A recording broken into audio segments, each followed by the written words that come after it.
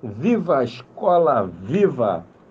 Como eu prometi para vocês, agora eu vou falar um pouquinho sobre a explicação do próprio Felipe Ribeiro sobre o seu livro, o livro Memórias da Moscouzinho, que fala de Santo Aleixo, da história do pessoal da indústria têxtil e até um pouquinho dos trabalhadores rurais também daquela época. Mas antes disso, eu gostaria de te informar que agora, dia 23 de agosto, no Calçadão de Magé, vai acontecer o grande concurso de bolos da rede municipal de ensino. Você pode vir, você pode passar no calçadão, saborear os bolos, ajudar a escolher o melhor.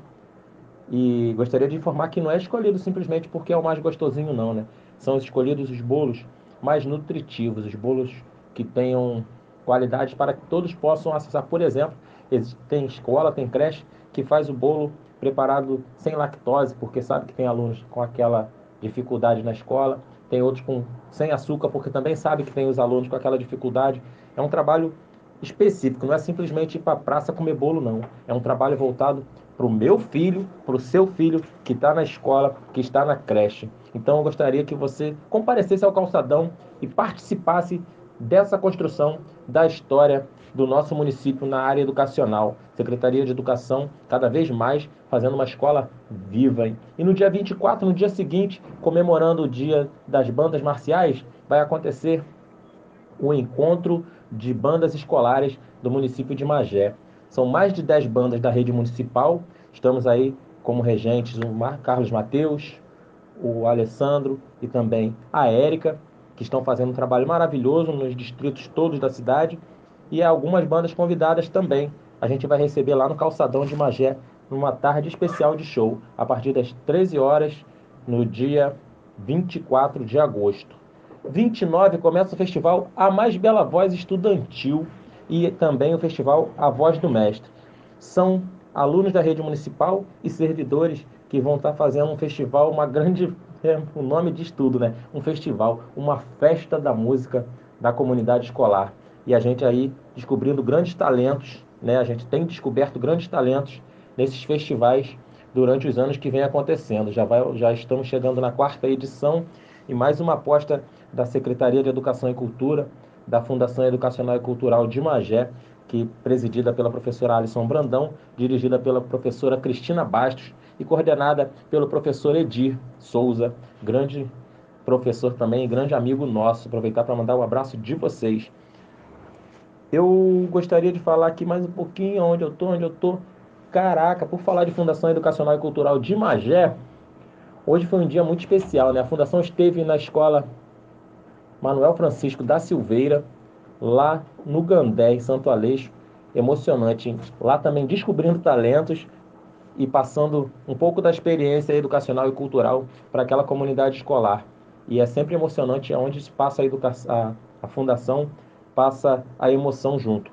É uma grande alegria.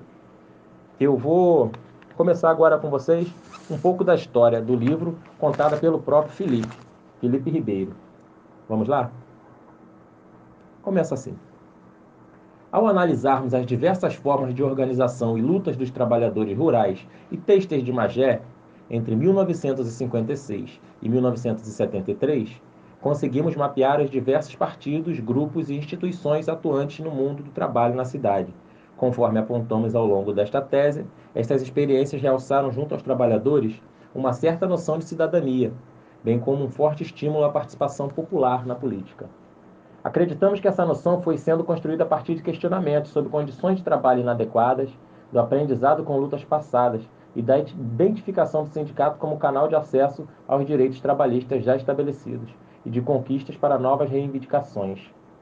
Convém ressaltar que o sindicato, enquanto entidade de classe, não foi entendido em nossa pesquisa unicamente sob a concepção e o enquadramento conferidos pelo Estado, mas, sobretudo, como aquele que foi ressignificado pelos trabalhadores ao longo de suas trajetórias.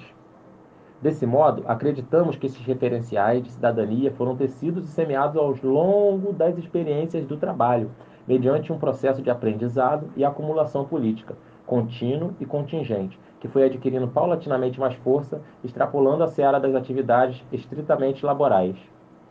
Desde o fim do Estado Novo, com o retorno do processo eleitoral e o surgimento do trabalhador brasileiro como eleitor, o campo político não pôde mais prescindir desse novo ator fundamental, sobretudo na medida que os próprios trabalhadores estabeleciam conexões entre suas atividades sindicais e associativas e a política institucional, visando tanto a garantia quanto a ampliação de conquistas sociais. De soldados da produção durante o conflito mundial, os trabalhadores brasileiros passariam a exigir a fatura das autoridades após um período de tanto esforço não recompensado. Como efeito colateral da guerra, eles assumiram um destacado protagonismo político no país que se estendeu pelas décadas seguintes. Crescentes numericamente, os trabalhadores rurais e urbanos atravessaram os anos de 1950, mobilizando-se em sindicatos e comitês de fábrica e de bairro, onde articulavam e tornavam públicas suas demandas. Em um período forte de discurso nacionalista, eles eram enaltecidos pelas autoridades como braços do desenvolvimento. No entanto, em suas formas de organização, lutas e participação política, esses homens e mulheres laboriosos queriam também ser a cabeça, exigindo que as suas reivindicações e propostas fossem incluídas nas pautas dos debates sobre o desenvolvimento do país. Porém, não consideramos que foi propriamente o comunismo, mas as múltiplas experiências da seara política, que forjaram junto aos trabalhadores a interpretação de que eram, de fato, sujeitos de sua própria história, defendendo seus direitos e lutando por novas conquistas sociais. Talvez essa chave para compreendermos toda a reação ao avanço das lutas democráticas que se travavam no país antes de 1964. Ao finalizarmos essa pesquisa, portanto, reforçamos nosso argumento de que a ação desses trabalhadores magienses, mediante um aprendizado acumulado de lutas passadas, fortaleceu sobremaneira a noção de participação política e popular, desenvolvendo assim uma noção de cidadania bastante vinculada a visões morais sobre a dignidade operária, a justiça e a libertação dos de baixo em frente aos apuros vividos pela classe trabalhadora. Apesar do forte enquadramento por parte do Ministério do Trabalho e da repressão policial, verificamos que o discurso estatal dos partidos e a própria legislação trabalhista foram, por vezes, ressignificados e reinventados pelos trabalhadores. Por isso mesmo que, de forma alegórica, enfatizamos o título dessa tese, a proeminência da foice e todas as ferramentas, todas contribuindo à sua maneira na constituição de uma certa noção de cidadania, a ponto de manter formas de resistência após 1964. Essa foi uma conclusãozinha, né, uma explicação do próprio professor sobre o livro que foi escrito por ele, falando a história dos trabalhadores da indústria têxtil. Em específico, o pessoal de Santa Leste, mas abrangendo também alguns de Magé, Pau Grande, assim.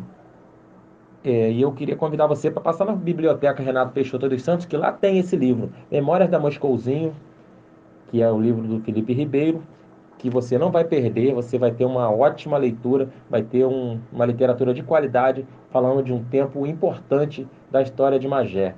Posso adiantar algumas coisas que o Felipe também fala, onde ele vai, né, que você não precisa nem abrir o livro para ele te falar, que os trabalhadores de Santo Aleixo começaram, no começo desse século,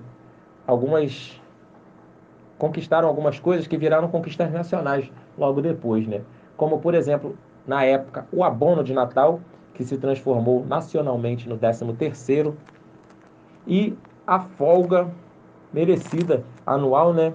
Que depois se transformou nas nossas férias, que temos direito até hoje. E o Brasil todo tem direito, e tudo começou com uma luta ali em Santo Aleixo. Mais uma musiquinha, daqui a pouquinho a gente está de volta com mais Viva a Escola! Viva!